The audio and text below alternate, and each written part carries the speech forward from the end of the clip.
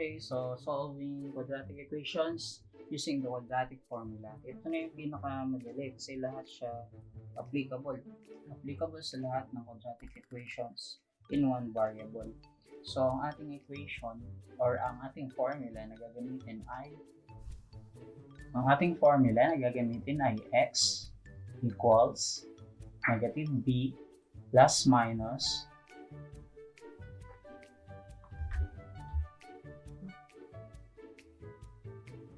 square root of b squared minus 4 times a times c all over 2 times a. Okay, so this is called the quadratic formula. So the first thing that you have to do is to identify the values of a, b, and c on a given quadratic equation. So on our example, we have x squared plus 7x plus 10 equals 0. Okay, so dapat marunong kayong kumuha ng values of a, b, and c.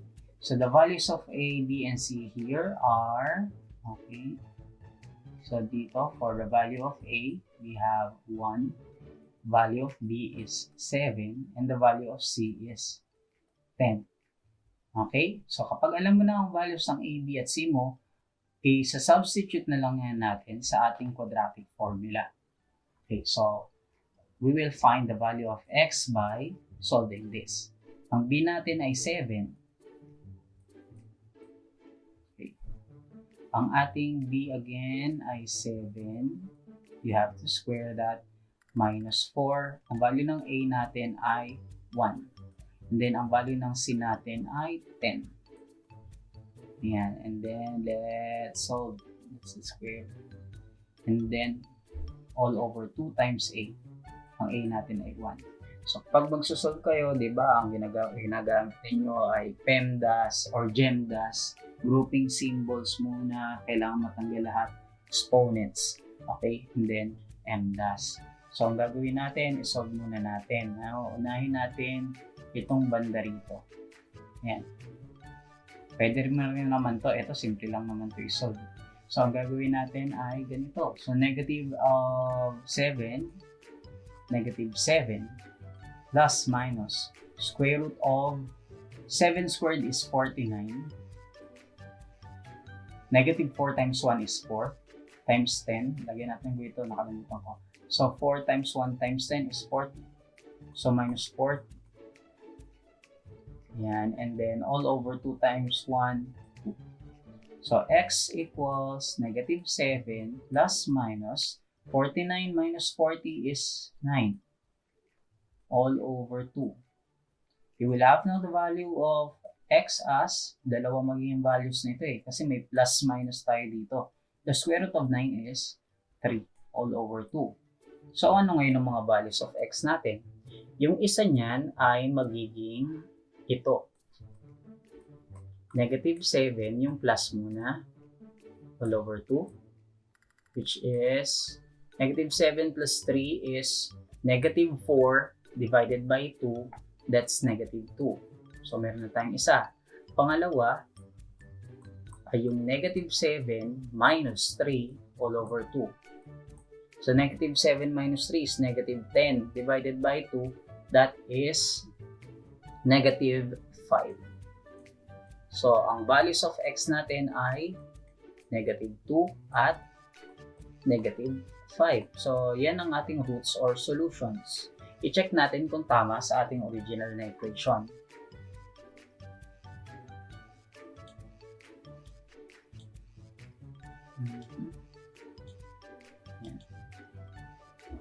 So, sa original na equation natin, meron tayong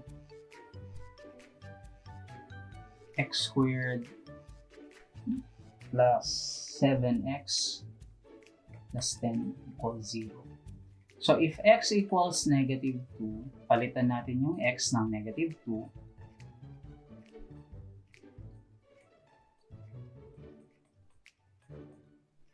So, meron tayo ditong 4. Negative 2 squared is 4. And then, 7 times negative 2, negative 14.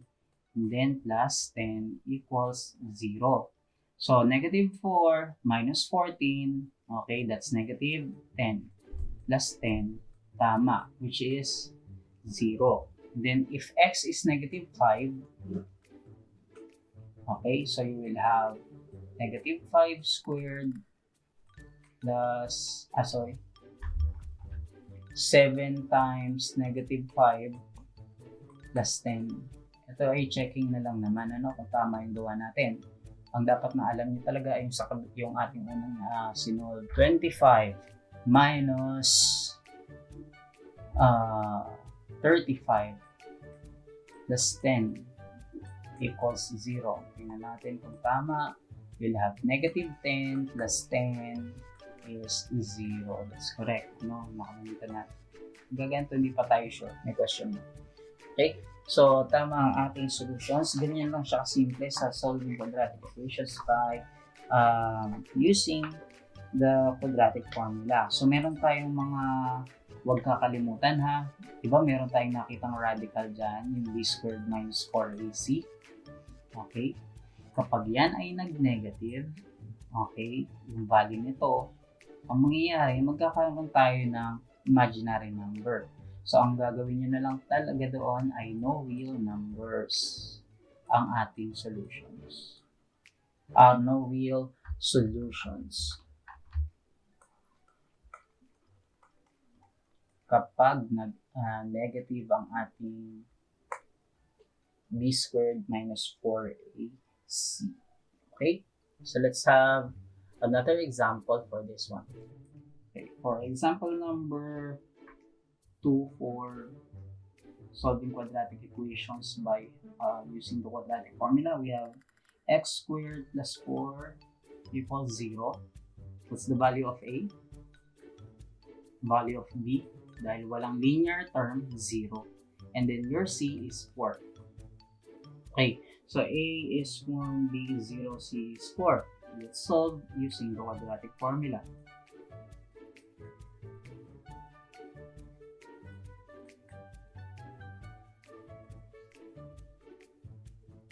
Okay, let's substitute. Negative b, b is 0.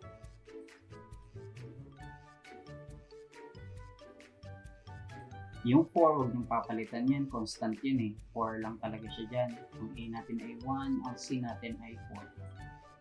Okay, so you will have this one. All over 2 times 1.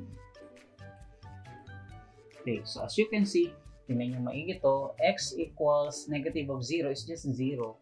Then, meron na lang plus minus. Square root of 0 minus 4 times 1 times 4, negative 16 all over 2. So, nakita nyo na negative ang nasa loob ng radical symbol natin or yung radicand natin. Wala tayong real solutions dyan. So, you will have no real solutions. Kasi hindi tayo makakahanap ng number na parehas na kapag i-multiply sa sarili niya ay magiging negative 16. Okay? So, no real solution or solutions for this. Okay? So, imaginary. Pwede rin ganyan. Imaginary solutions. Okay? So, yun lang titingnan nyo. Bawal mag-negative dito. No real solutions na pag nag-negative. Okay? Next example is this. Applicable to sa lahat ng forms. Yung ating quadratic formula. So, you'll have 2x squared minus 5x plus 1 equals 0. The value of a, value of b is, and the value of c is, okay. And then, let's substitute to our quadratic formula. Ang negative b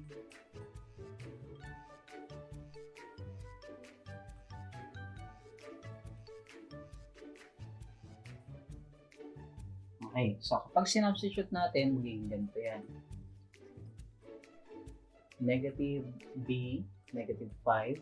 Okay, huwag kakalimutan ha, hindi porket may negative na yung b natin dito, ay negative 5 na lang isusulat nyo. Yung b mo kasi ay negative 5, so yun mismo ang ipapalit mo. b squared. Minus 4 times a, which is 2, and then c is 1. Okay, pagsusulat ng radical kung hanggang saan talaga dapat. And then, ang ating fraction line dito. And then, all over 2 times a, which is 2. Then, let's solve. X is negative of negative 5, positive 5.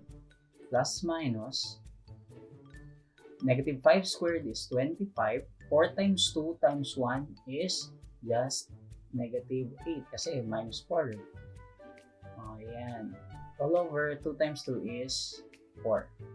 So, meron tayong dalawang values dito. 5 plus, okay?